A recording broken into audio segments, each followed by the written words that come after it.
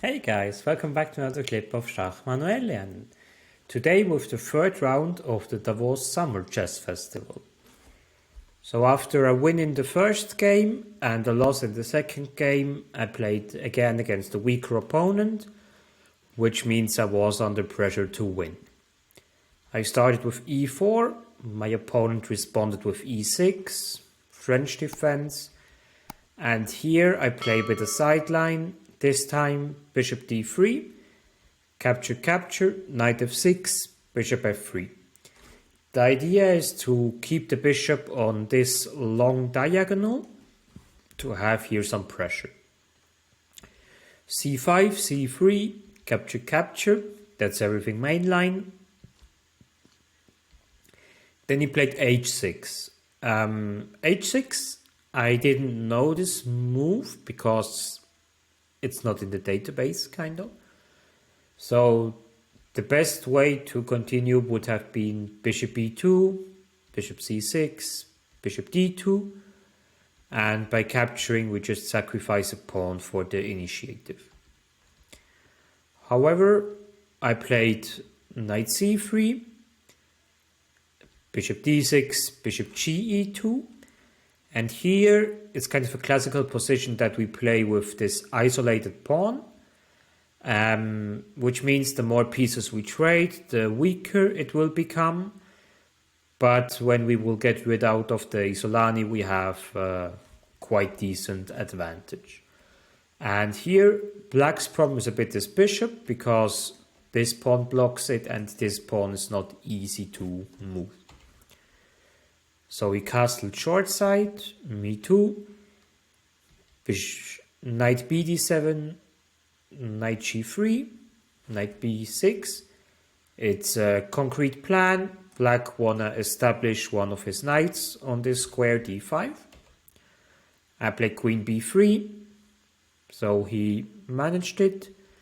Bishop d2, I try to finish my development.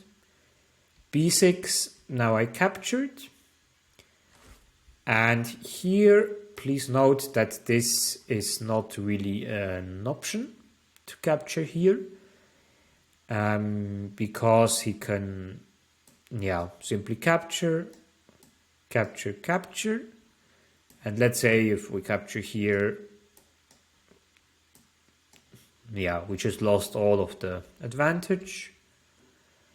And let's say if we capture here, he just has a lot of play against us. And I want to keep it a bit complex, the situation, because for weaker players it always helps when you trade off stuff.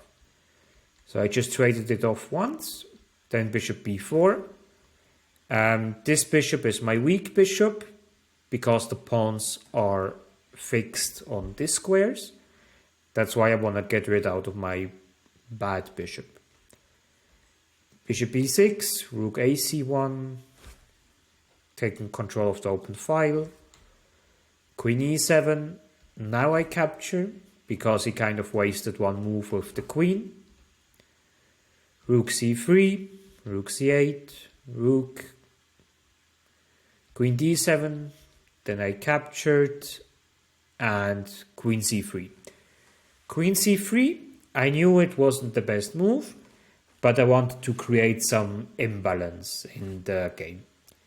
And it is objectively, of course, a drawish endgame, but I relied on that my bishop is stronger than his bishop because of the pawns are fixed on white squares.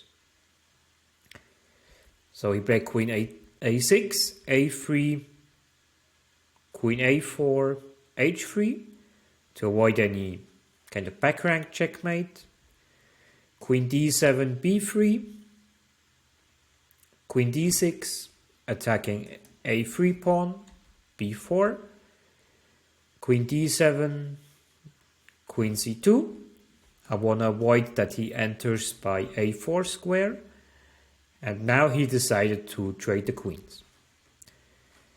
And I try to break it down, the endgame a bit, because it's not really easy to understand. So the idea is that I can attack this pawn with my knight, so either this route or this route. And yeah, in endgames the king is always important, so king f1, king f8, king e2. g6, he played it to avoid that my knight can suddenly go this route. Needs a bit time, but yeah. King d2, bishop a6, bishop d1, bishop c4. He established now his bishop on c4, so he will always protect the pawn, and I don't want to allow that he can trade his bishop against my knight, at least not now.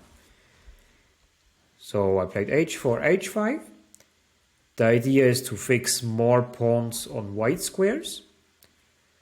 Then I played f3, queen e8, queen knight e2. If he would trade it now, it's slightly different than before, because I fixed more pawns on the white squares from him. So they all attackable by my bishop. Knight d6, g4, capture, capture, knight e4, king e3. So I make sure that this knight has no squares to infiltrate my position. And at the same time, the idea is a bit later play king to e5, like to activate him. King g7, bishop c2, knight g5, knight e8. So now there's a bit more imbalance in the game, because I have h pawn and he has the f pawn, which means at some point if he trades, let's say, the f pawn against the g pawn, my pawn is more far away, which gives me a small advantage in the endgame. Here are two options. Knight g1 would have been an option. Then a5, capture, capture, knight f3, and going for this idea. I played knight c3, simple idea, attacking the pawn. Knight d6, king f4, f6. f6 is necessary, otherwise I can infiltrate the position. But f6 has the downside that I can attack later this pawn. And at the moment I got a slight advantage because my king is more active than his king. So bishop b1, knight f7, bishop c2. So I waited a bit, he repeated moves, and I didn't want to draw, so I played a4. I calculated a5, but then I can play b5, and yeah, he can never attack any of my pawns. So also here I have a small advantage, even though my pawns are now a bit blocked on white squares. Yeah, knight b7 is an option, just waiting move. However, he made a mistake here and played king f7. I also needed the engine to realize why it's a mistake. It's a mistake because the route of my knight is now unstoppable. The idea is to go by e3, g4, attacking f6. And yeah, let's say if he would play f5 at some moment, I can enter the... not there, I can enter the position. So the game continued bishop a6, bishop e3, bishop c4, and now we're making this route. So here he can either capture, but then we capture and this pawn will fall after this check. Or he can play f5, but f5 is not much better because here we can play knight e5 check. He has to guard his pawn, and then I can play, I believe h5 or something like that. Or like knight c6, and afterwards the maneuver that I mentioned a couple of times already. He decided to capture, so I recaptured. Bishop a2, but now it's a lost position, because now we win finally a pawn after 51 moves. He tried to block it, but now I can just capture and save my knight. This pawn he will lose as well, long term. We will see how. And afterwards, with 2 pawns down, it's lost. Bishop d5, protecting the pawn. a5, I don't want that he blocks my pawn on white squares. And now, once more, we reroute the knight. King comes, knight e3, and now d5. With d5, we're blocking the diagonal of the bishop to the pawn. And then we sacrifice this pawn. We are just 1 pawn up, but our king is closer than his king. And that's why we will win it quite smoothly. Like, we walk with our pawns, bishop c6, knight b7, attacks the a6 pawn. If he plays bishop b7, we can just march with our pawn.